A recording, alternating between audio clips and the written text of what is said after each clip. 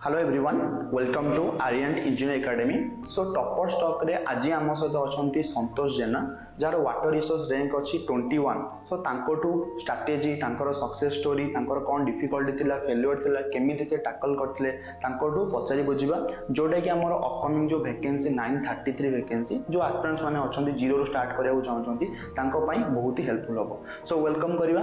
So Santosh first of all very very congratulation जे water resource rank 21 बहुत भलो achievement. So please have a seat बहुत सारा कथा हबा पिला मान को इंस्पायर करबा। Thank you sir. So first Santosh हमर जो पिला माने अछंती तांको फर्स्ट इंट्रोड्यूस आपन डे करे देबे जे कोन थिला बैकग्राउंड कोठू स्कूलिंग थिला हमर डिप्लोमा कोठी थिला तो फर्स्ट हम एस्पिरेंट्स मान को पई मोर स्कूलिंग थिला सिद्धेश्वर विद्या मंदिर नराज तापर मोर डिप्लोमा मु झारसुगुड़ा इंजीनियर स्कूल झारसुगुड़ा रे करथिली तापर मु सिनियरजी इंस्टीट्यूट ऑफ टेक्नोलॉजी रे मोर बीटेक कंप्लीट करला परे मु लेक्चरशिप लाइन रे जॉइन करथिली। ता बीटेक परे लेक्चरशिप लाइन रे जॉइन करथिले तापर कोन थिला लेक्चरशिप परे तापर मु लेक्चरशिप कंटिन्यू करथिली तापर 2021 रे मु जेई देइथिली सेही। अच्छा 21 ले जो जेई बाहर थिला तो सेथि रे कोन हेतिला सेथरे मु सर डीबी पर्यंत जाइथिली तो डीबी रे मु सर 0.5 रे मु 0.5 मार्क रे कटि जाइथिले डॉक्यूमेंट वेरिफिकेशन ले। तो तापर केमिति डिमोटिवेट लागिथिला ना केमिति निजको पुनी मोटिवेट कले सर डिमोटिव तो लागिथिला तापर निजको माने मु माने मोटिवेट करिया पई तो टिके माने घर को माने घर लोकन सहित कथा आइथिली तापर मोर जो माने कलीग्स थिले कि मोर फ्रेंड्स सर्कल थिले तांकू समान मते बुझैथिले कि नाही डिमोटिव हेले कोन हबो पुनी तू जीरो को पळे आसीबू तो सेमते कंटिन्यू पढा रख तापर तू कोन करना मु तापे मु निजको माने धरा जाऊ एक्सरसाइज करथिली मोर रनिंग करथिली तो मु निजको मोटिवेट रखिया पई तापर जेतबे सर ए मोटिवेशन आसिला मु प्रीलिम से लेक्चरशिप कंटिन्यू सहित मु प्रीलिम एग्जाम देइथिले 2021 जेतबेले हमर रिजल्ट भारी होला सेता परे भी लेक्चरशिप कंटिन्यू करथले तो तापर 2023 जो 22 डिसेंबर रे बाहरला नवेम्बर डिसेंबर रे तो से पर पुणी आपण आउट अपॉर्चुनिटी आसी गला तो सेतबेले माइंडसेट होला कि नाही एथरो जा बेले पाइबार अछि तो सेतबेले कोन माइंडसेट थिला जे लेक्चरशिप सहित कंटिन्यू करबी ना छाडी की कंप्लीटली प्रिपरेशन करबी। सर लेक्चरशिप करिवार मोर गोटे बेनिफिट थिला मु बेसिक नॉलेज जानि पारथिली बेसिक नॉलेज मो पाखर थिला किंतु मोर प्रॉब्लम होतला सर मु बहुत क्वेश्चन प्रैक्टिस करिवार नथिली तो सेटा मोर लैक पर रहतला लूप पर रहतला तो सेहि पई मु कोन कली ना आर्यन एकेडमी रे मु मोर टेस्ट सीरीज जॉइन कली तो टेस्ट सीरीज जॉइन करिवा परे मोर प्रॉब्लम एमती जोडा होतला कि मु टाइम मैनेज करि पार नथिली दर हमर धरा जो हमर प्रीलिम रे हमर थिला 150 क्वेश्चन को 150 मिनिट्स 3 आवर्स थिला तो मु ताको मैनेज करि पार नथिली धरा जो मोर 100 क्वेश्चन बळे मोर सर जाय टाइम तो एक टेस्ट सीरीज देला बळे मोर कोन हला ना टाइम मैनेजमेंट सिखिली तो मु तापरे जो एनालिसिस क्वेश्चन को एनालाइज कर देले सर माने हम कहउतले जे एमती एनालिसिस करिया पे तो एनालिसिस कला परे मोर कोन टाइम मैनेजमेंट भी हला क्वेश्चन मु स्पीड अप भी कर पाइली क्वेश्चन को तो सेटा मोर सर बेनिफिट हला। सो लास्ट टाइम अपेक्षा एथरो कोन लागु जे मोर एटा मिस्टेक्स थिला जोटा कि एथरो मोर क्लियर हो गला गोटे तो होची टेस्ट सीरीज टाइम मैनेजमेंट जानले आ गोटे होची क्वेश्चन प्रैक्टिस कोट होतला सर मु जो हमर स्टैंडर्ड बुक्स हो गुप्ता हो कि आरएस खोमी हो तो ए बुक्स हम मु पढुतले ए सब पूरा कंप्लीट करथले। यस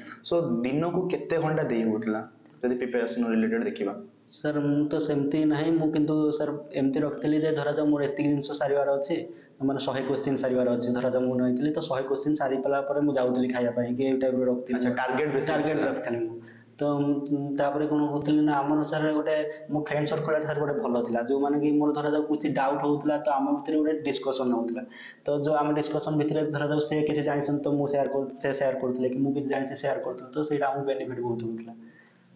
तो बहुत बढ़िया तो फ्रेंड्स सर्कल रे बहुत हम ग्रुप डिस्कशन ले भी बहुत हेल्प से ग्रुप डिस्कशन रे सर बहुत पिला न हले भी हम 2-3 जन पिला नै डिस्कशन करले ना डिस्कशन ता हेल्दी डिस्कशन होतला तापरे हमर जर्नी केमी थिला जते बडे हमर 2023 रे जो हमर प्रीलिम्स होइला तो प्रीलिम्स क्वालीफाई कला परे तापरे मेंस पय प्रिपरेशन केमी थिला प्रीलिम्स प्लस मेंस एका संगरे नाही आगे प्रीलिम्स फोकस तापरे मेंस सर मैं कहवा चाहिए जो मैंने धरा जाओ प्रीलिम्स जो आई मीन मो भाया अच्छा जो मैंने फास्ट नॉन टेक भी प्रिपेयर करना फास्ट नॉन टेक प्रिपेयर कले तो से माने भी एका संगे नॉन टेक सहित टेक्निकल प्रिपेयर करते कारण नॉन टेक आमर जॉब दौनी नॉन टेक आमर खाली क्वालिफाई रोचे तो से मु नॉन टेक पर कौन हो बहुत कम टाइम रोचे टेक्निकल आम जोटा कि टेक्निकल सब्जेक्ट ही हम ଜବ୍ ଦେବ। ସେଥିପାଇଁ ନନ୍ ଟେକ୍ରେ ସହିତ ଟେକ୍ନିକାଲ ବି ଆପଣ ଏକା ସାଙ୍ଗରେ ଏକା ସାଙ୍ଗରେ କରିବାକୁ ପଡିବ। ବହୁତ ପିଲାମାନେ ସେଇଟା ଡରି ଯାଉଛନ୍ତି ସାର୍ ଆମର ନନ୍ ଟେକ୍ ବ୍ୟାକଗ୍ରାଉଣ୍ଡ ଆମର ନାହିଁ, କାରଣ ଡିପ୍ଲୋମା ପିଲାଙ୍କର ନନ୍ ଟେକ୍ ବ୍ୟାକଗ୍ରାଉଣ୍ଡ ଏତେ ନାହିଁ। ତ ପିଲାମାନେ କହୁଛନ୍ତି କି ସାର୍ ଆଗେ ଆମେ ଯଦି ପ୍ରିଲିମ୍ସ କ୍ୱାଲିଫାଏ ନ କରିପାରିଲୁ ଦେନ୍ ମେନ୍ସ ଆମେ କେମିତି ଯିବୁ? ତ ପିଲାମାନେ ସେଇ ନାଇଁ ଭୁଲଟା ଦେଖନ୍ତୁ କରୁଛନ୍ତି। ସବୁ ଏକ୍ଜାମର ଗୋଟେ ଗୋଟେ ଷ୍ଟ୍ରାଟେଜି ଅଛି। ତ ଦେଖନ୍ତୁ ଆମର ଯେହେତୁ ଡିପ୍ଲୋମା ଖାଲି ଡିପ୍ଲୋମା ପିଲା ଦେଉଛନ୍ତି ଏକ୍ଜାମ, ତ ସେମାନେ ଯେହେତୁ ଡିପ୍ଲୋମା ବ୍ୟାକଗ୍ରାଉଣ୍ଡରେ ଆଉଛନ୍ତି ଏତେ ମାନେ କଟଅଫ୍ ଅଧିକା ଯାଉନି। ଦେଖନ୍ତୁ ଏ ପ୍ରିଭିୟସ୍ ଥର 150 30 ମାର୍କ କଟାଗଲା, ତ ସେଇଥିପାଇଁ ଆମକୁ ଫୋକସ୍ ହେଇକି ପଢ଼ିବାକୁ ପଡ଼ିବ। ଦେଖନ୍ତୁ ଗେଟ୍ରେ ତାର ଅଧିକା କଟଅଫ୍ ଯାଉଛି କି ଅଲଗା ଏକ୍ଜାମରେ ତାର ଅଲଗା କଟଅଫ୍ ଯାଉଛି, କିନ୍ତୁ ଯେଇ ଅନୁସାରେ ଆମକୁ କମ୍ କଟଅଫ୍ ଯାଉଛି ତ ସେଇ ଅନୁସାରେ ଆମକୁ ଫୋକସ୍ କରିବାକୁ ପଡ଼ିବ। ତ ନନ୍ ଟେକ୍ ସହିତ ଆପଣ ଟେକ୍ନିକାଲ ଦେବାକୁ ପଡ଼ିବ, କାରଣ ଆମର ନନ୍ ଟେକ୍ ପରେ ଯେଉଁ ଆମ ପ୍ରିଲିମ୍ ଏକ୍ଜାମ ପରେ ଜମାରୁ 2 ମାସ କି 1 ମାସ ଟାଇମ୍ ଦେଉଛି। ଆମର 14ଟା ସବଜେକ୍ଟ ଅଛି, ଆପଣ କଭର କରିପାରିବେନି, କିନ୍ତୁ ଆପଣ ଟେକ୍ନିକାଲ ସବଜେକ୍ଟ ହିଁ ଆପଣଙ୍କୁ ଜବ୍ ଦେବ। କାରଣ ଟେକ୍ନିକାଲ ସବଜେକ୍ଟରେ ଏଥର ଦେଖନ୍ତୁ ଆମର 90 ମାର୍କ କଟଅଫ୍ ଯାଇଛି। ତ ସେଇଥିପାଇଁ ମୁଁ ଯେଉଁମାନେ ଏବେଠୁ ପ୍ରିପେୟାର ଷ୍ଟାର୍ଟ କରିବାକୁ ଚାହୁଁଛନ୍ତି ତ ମୁଁ ତାଙ୍କୁ କହିବି ଯେ ଏକା ସାଙ୍ଗରେ ନନ୍ ଟେକ୍ ସହିତ ଟେକ୍ନିକାଲ ବି ଆପଣ ଏକା ପଢ଼ନ୍ତୁ। ସାଙ୍ଗରେ ଚାଲିବେ। ସୋ ଫାଷ୍ଟ ଆମେ ଦେଖିବା କ୍ଲାସ୍ ନୋଟ୍ସ, ତାପରେ କନସେପ୍ଟ ଆମର କ୍ଲିୟର କରିବା, ତାପରେ ଆମେ ଯିବା କ୍ୱେଶ୍ଚନ ପ୍ରାକ୍ଟିସକୁ, ତାପରେ ଯିବା ଆମେ ରିଭିଜନ, ତାପରେ ଟେଷ୍ଟ ସିରିଜ। ସୋ ଟେଷ୍ଟ ସିରିଜକୁ ଆମେ କେମିତି ଆନାଲିସିସ୍ କରିବା?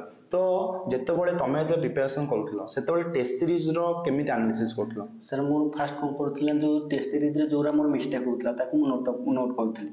ତ ନୋଟ୍ କଲା ପରେ ମୋର ଗୋଟେ ସାର୍ ମୁଁ ରଖିଥିଲି ଯେ ଧରାଯାଉ ସର୍ଟ ନୋଟ୍ସ ଟାଇପ୍ର, ଯେଉଁଟାକି ମୋତେ ସାହାଯ୍ୟ ହେଲା କ'ଣ ନା, ମାନେ ଯେତେବେଳେ ମୁଁ ଏକ୍ଜାମ୍ ଗଲି ପ୍ରିଲିମ୍ ପୂର୍ବରୁ ଧରାଯାଉ ଗୋଟେ ଦିନ ପୂର୍ବରୁ ଆପଣ ଆଉ ଏକ୍ଜାମ୍ ପୂର୍ବରୁ ଦିନ ଆଉ ଟେକ୍ସଟ ବୁକ୍ ଧରିକି ପଢ଼ି ପାରିବେନି। ଆପଣ ଏକ୍ଜାମ୍ ପୂର୍ବରୁ ଆପଣ ସର୍ଟ ନୋଟ୍ସ ହିଁ ଦେଖିକି ଯିବେ। ତ ଆପଣ ଯେଉଁମାନେ ଏବେ ପ୍ରିପେୟାର କରୁଛନ୍ତି ଆପଣ ମିଷ୍ଟେକ୍ ଯେଉଁଟା ହେଉଛି ସେଇଟା ଗୋଟେ ନୋଟ୍ସ କରନ୍ତୁ, ଆପଣ ଗୋଟେ ସର୍ଟ ନୋଟ୍ସ ବନାନ୍ତୁ, ଯେଉଁଟାକି ଆପଣ ପ୍ରିଲିମ୍ରେ ସାହାଯ୍ୟ କରିବ ଆପଣମାନଙ୍କୁ।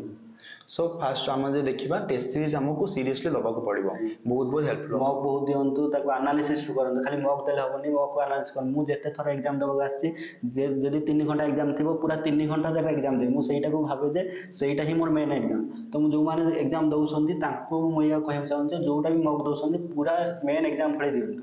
ସେମିତି ନାହିଁ ଯେ କିଛି ପିଲା ଅଛନ୍ତି ଭାବୁଛନ୍ତି ସେଇ ଏକ୍ଜାମ୍ଟାକୁ ମାନେ ଖାଲି ମକ୍ ଦେବେ କି ଘଣ୍ଟେ ଭିତରେ ସାରିକି ତାପରେ ଆନାଲିସିସ୍ କରୁଛନ୍ତି, ସେମିତି ନାହିଁ। ଆପଣ 3 ଘଣ୍ଟା ଏକ୍ଜାମ୍ ମାନେ ପୁରା 3 ଘଣ୍ଟା ଦିଅନ୍ତୁ। ତା ଦ୍ୱାରା ବେନିଫିଟ୍ ହେବ, ଆପଣ ଟାଇମ୍ ମ୍ୟାନେଜମେଣ୍ଟ ବି ଶିଖିପାରିବେ, କୋଶ୍ଚିନ୍ ଆନାଲିସିସ୍ କେମିତି କେଉଁ କୋଶ୍ଚିନ୍କୁ ହ୍ୟାଣ୍ଡେଲ୍ କରିବା ସେଗୁଡ଼ା ବି ଶିଖିପାରିବେ। ସୋ ଟେଷ୍ଟ ସିରିଜଟା ଆମକୁ ସିରିୟସଲି ଦେବାକୁ ପଡ଼ିବ। ସୋ ଆରିଆନରେ ଟେଷ୍ଟ ସିରିଜ ଯେଉଁ ଜଏନ୍ କରିଥିଲେ ଅନଲାଇନ୍ ଜଏନ୍ କରିଥିଲେ କି ଅଫଲାଇନ୍ ଜଏନ୍? ମୁଁ ଅଫଲାଇନ୍ ସାର୍ ଅଫଲାଇନ୍ ଜଏନ୍ କରିଥିଲେ। ପୁରା 3 ଘଣ୍ଟା age it is exam pattern ହେଉଥିଲା? ଏକ୍ଜାମ୍ ପ୍ୟାଟର୍ନ ହେଉଥିଲା, ଯେଉଁ ଆମର ପ୍ୟାଟର୍ନ ଥିଲା କି ମାନେ ଯେଉଁ ଆମର ଥିଲା ନନ୍ଟେକ୍ ପାର୍ଟଟା, ଯେତିକି ଯେଉଁ କୋଶ୍ଚିନ୍ ଥିଲା ଆମର କି ଆମର ମ୍ୟାଥ୍ ଆପ୍ଟିଚ୍ୟୁଡ୍ ରିଜନିଂ, ତ ସେଇ ଅନୁସାରେ ସେ ପୁରା ପଢ଼ୁଥିଲା। ସୋ ବର୍ତ୍ତମାନ ଆମର ଏବେଠୁ ଜଣେ ଆସ୍ପିରାଣ୍ଟ ଜଣେ ଜିରୋରୁ ଷ୍ଟାର୍ଟ କରିବ, what is the right time to give the test? ନା ଏବେଠୁ ଟେଷ୍ଟ ଦେବା ଆରମ୍ଭ କରନ୍ତୁ। ତା ସହିତ ଧରାଯାଉ କେଉଁ ପର୍ଟିକୁଲାର ସବଜେକ୍ଟ ନେଉଛନ୍ତି ତାର କୋଶ୍ଚିନ୍ ବି କରନ୍ତୁ।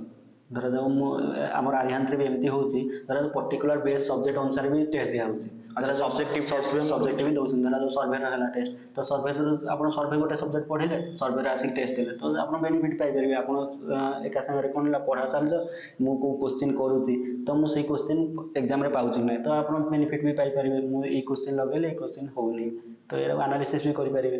ସୋ ଲାଷ୍ଟ ଯଦି ମୁଁ ଲାଷ୍ଟ 1 ମନ୍ଥ ଷ୍ଟ୍ରାଟେଜି ଡିସ୍କସ୍ କରିବା, ଏକ୍ଜାମ୍ ସପୋଜ୍ ଅଛି ଅଗଷ୍ଟରେ, ତ ମୁଁ ଜୁଲାଇ ମନ୍ଥରେ ଷ୍ଟ୍ରାଟେଜି ମୋର କ'ଣ ରହିବ? ଯଦି ମୋର ସବୁ ସବଜେକ୍ଟ କମ୍ପ୍ଲିଟ୍ ହେଇନି, କିଛି ସବଜେକ୍ଟ ରହିଯାଇଛି, ସେଇ ମନ୍ଥର ଷ୍ଟ୍ରାଟେଜି ମୋର କ'ଣ ରହିବ ଯେ ସବୁ କମ୍ପ୍ଲିଟ୍ ସବଜେକ୍ଟ କମ୍ପ୍ଲିଟ୍ କରିବି ନା ରିଭିଜନ୍ ଉପରେ ଫୋକସ୍ କରିବି? ଦେଖନ୍ତୁ ସାର୍ ମୁଁ ତ କିଛି ସବଜେକ୍ଟ ଦେଖନ୍ତୁ, ଧରାଯାଉ ମୁଁ ଏମିତି କିଛି ସବଜେକ୍ଟ ମୁଁ ଫାଷ୍ଟ ସମସ୍ତଙ୍କୁ କହିବାକୁ ଚାହିଁବି, ଆପଣଙ୍କୁ ପ୍ରିପେୟାର ଯେତେବେଳେ ହେବାକୁ ହେବ ତ କ'ଣ ପଢ଼ିବା ଅପେକ୍ଷା ଆପଣ ଫାଷ୍ଟ ଭାବିବେ କ'ଣ ଛାଡ଼ିବେ। କ'ଣ ଛାଡ଼ିବେ? କାରଣ ମୁଁ ଦେଖନ୍ତୁ କିଛି ସବଜେକ୍ଟରେ ୱିକ୍ ଥିଲି, ତ ମୁଁ ଭାବିଲି କି ଯଦି ସେଇ ସବଜେକ୍ଟଟାକୁ ଧରିବା ଅପେକ୍ଷା ମୁଁ ଯେଉଁଥିରେ ଷ୍ଟ୍ରଙ୍ଗ ଅଛି ମୁଁ ଯେ ସେଇ ସବଜେକ୍ଟ ଦେବ ମୋତେ ସିଲେକ୍ସନ୍ ଦେବ। ତ ସେଇଟା ଆପଣଙ୍କୁ ନିଜର ଷ୍ଟ୍ରେନ୍ଥ ଆଉ ନିଜର ୱିକନେସ୍ ଜାଣିଦେବା କଥା ଆପଣ। କାରଣ ଆମେ ଯେତେବେଳେ ପ୍ରିପେୟାର କରୁଛୁ ମୋର ଏଇଟା ଷ୍ଟ୍ରେନ୍ଥ ଅଛି, ଏଇଟା ୱିକନେସ୍ ଅଛି, ତ ମୁଁ ଜାଣିଦେଲି ଯେ ମୁଁ ଧରାଯାଉ ଷ୍ଟ୍ରେନ୍ଥ ଅଫ୍ ମ୍ୟାଟେରିଆଲ୍ କି ଏଇ ସବଜେକ୍ଟରେ ସବୁ ଷ୍ଟ୍ରଙ୍ଗ ଅଛି, ତ ମୁଁ ସେଇ ସବଜେକ୍ଟକୁ ଧରିଲି, ତ ସେଇଟା ମୋତେ ମାର୍କ ଦେବ। କିନ୍ତୁ ଧରାଯାଉ ମୁଁ ଅଛି ଏନଭାରମେଣ୍ଟରେ ଟିକେ ୱିକ୍ ଥିଲି, ତ ମୁଁ ଦେଖିଲି କି ଏନଭାରମେଣ୍ଟକୁ ଟାଇମ୍ ଦେବା ଅପେକ୍ଷା ମୁଁ ଷ୍ଟ୍ରେନ୍ଥ ଅଫ୍ ମ୍ୟାଟେରିଆଲ୍କୁ ଟାଇମ୍ ଦେବି, ମୋତେ ସେଇଠି ମାର୍କ ଦେବ। କାରଣ ଲାଷ୍ଟ ଆମର ରହିବା କଥା ଯେ ସିଲେକ୍ସନ୍, କାରଣ ସେଇ ହିସାବରେ ମୁଁ ପ୍ରିପାରେସନ୍। ତ ଲାଷ୍ଟ 1 ମନ୍ଥରେ ଆମେ ଆଉ କିଛି ନୂଆ ନ ପଢ଼ିକି ଯାହା ଆମେ ପଢ଼ିଛନ୍ତି ତାକୁ ରିଭିଜନ୍ କରିବା। ଆଉ ଆପଣ ମୁଁ କହିବି ଯେଉଁମାନେ ନୂଆ ପ୍ରିପାରେସନ୍ ଗୋଟେ ସର୍ଟ ନୋଟ୍ସ ନିହାତି ବନାନ୍ତୁ। ସର୍ଟ ନୋଟ୍ସ हाँ सेटा भी आमर बहुत बढ़िया पॉइंट गोटे तो कॉन्सेप्ट फास्ट तो क्लास नोट्स क्लास पूरा प्रॉपर्ली एबेटू जो माने स्टार्ट करछन से माने एबेटू क्लास रेगुलरली क्लास करिवे ता सहित नोट्स बनेबे क्लास नोट्स तापर आमर क्वेश्चन प्रैक्टिस करिवे तापर टेस्ट देबे सब्जेक्टिव देबे फुल लेंथ मॉक टेस्ट देबे तापर रिवीजन करिवे शॉर्ट नोट्स बनेबे आ एग्जाम लास्ट 1 मंथ रे रिवीजन ऊपर कंप्लीटली फोकस रहबो सो ମୁଁ ଏଇ କହିବାକୁ ଚାହୁଁଛି କନସିଷ୍ଟାନ୍ସି ଗୋଟେ ମେଣ୍ଟେନ୍ consistency ତ ଆପଣ ଯେତିକି ସମୟ ପଢୁଛନ୍ତି 2 ଘଣ୍ଟା ପଢନ୍ତୁ 3 ଘଣ୍ଟା ପଢନ୍ତୁ କିଏ ତ 10 ଘଣ୍ଟା ପଢୁଛନ୍ତି ଆପଣ 2 ଘଣ୍ଟା ପଢିପାରିବେ କିନ୍ତୁ ସେଇ 2 ଘଣ୍ଟା ସବୁଦିନ ପୁରା ଏବେ କଣ ହେଇଛି ନା ଏକ୍ଜାମ ବାହାରିଛି ତ ଏମିତି ପିଲାମାନେ ମୁଁ ଦେଖିଛି 2 ମାସ ପୁରା କନଷ୍ଟାନ୍ସି 2 ମାସ ପଢିବେ ତାପରେ ଏକ୍ଜାମ ପରେ ଯେତେବେଳେ ହୋଇଥିବ ସେମାନେ ଆଉ ପଢୁନାହାନ୍ତି କଣ୍ଟିନ୍ୟୁଟି ରଖୁନାହାନ୍ତି କଣ୍ଟିନ୍ୟୁଟି ରଖୁନାହାନ୍ତି ତ ସେଇ କନସିଷ୍ଟାନ୍ସି ପୁରା ଏକ୍ଜାମ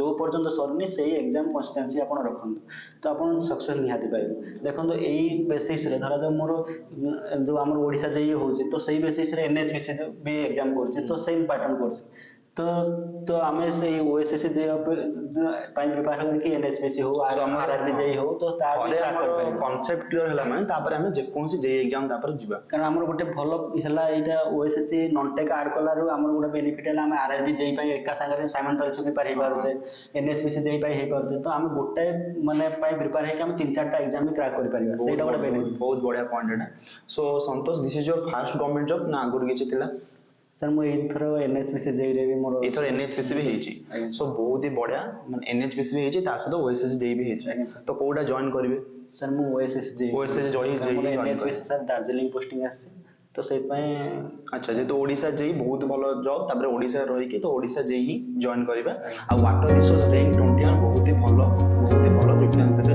ତ ଜଏନିଂ ତ ଏପର୍ଯ୍ୟନ୍ତ ହେଇନି ତ ବହୁତ ହି ଆମର କଂଗ୍ରାଚୁଲେସନ୍ ଆଉ ୱିଶ୍ ୟୁ ବ୍ରାଇଟ୍ ଫ୍ୟୁଚର ଯେ ଆମ ପିଲାମାନେ ବହୁତ ହି